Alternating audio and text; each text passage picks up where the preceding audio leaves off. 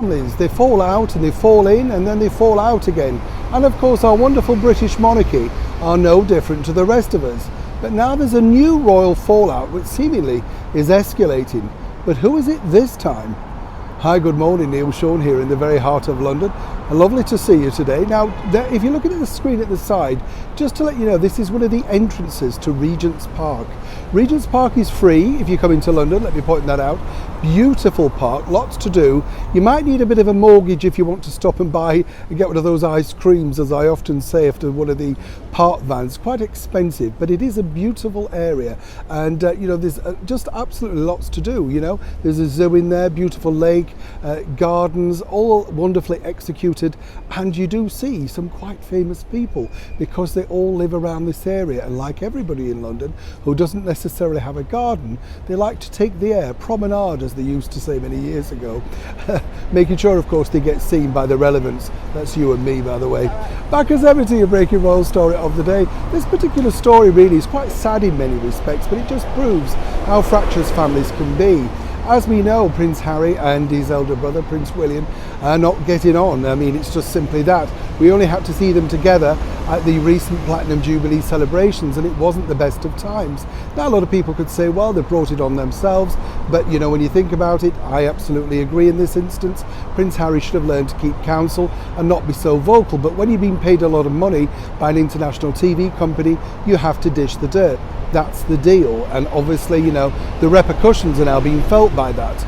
But there's a bigger story breaking really, which has remained undercurrent to now, but this is all really regarding Prince William and the Duchess of Cambridge, Catherine, and also to a point really Prince Charles, his father, because it all stems upon the fact that seemingly, according to very good sources, Princesses Eugenie and Beatrice are struggling to, shall we say, remain cordial with Prince William and Catherine and Charles. This already stems upon the fact that this apparently was a deal organised by William along with the Queen and Prince Charles to effectively remove their father, Prince Andrew, from royal duties following his disgrace and of course attachment to Jeffrey Epstein.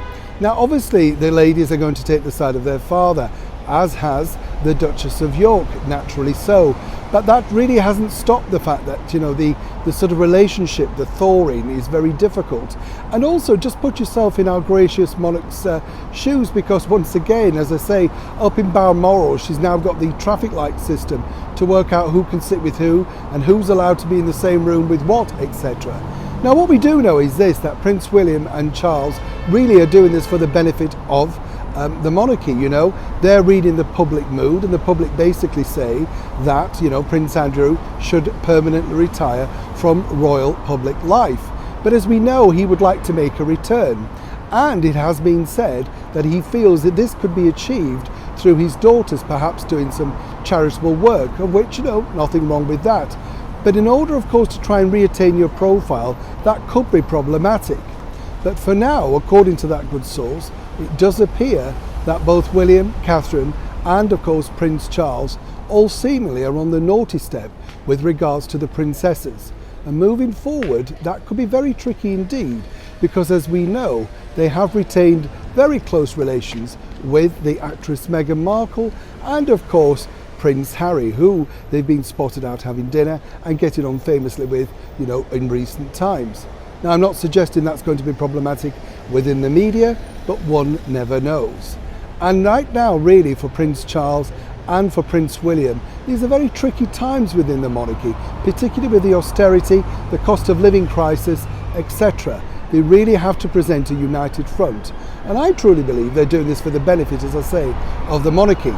But will the two princesses feel the same? Sean in the very heart of London.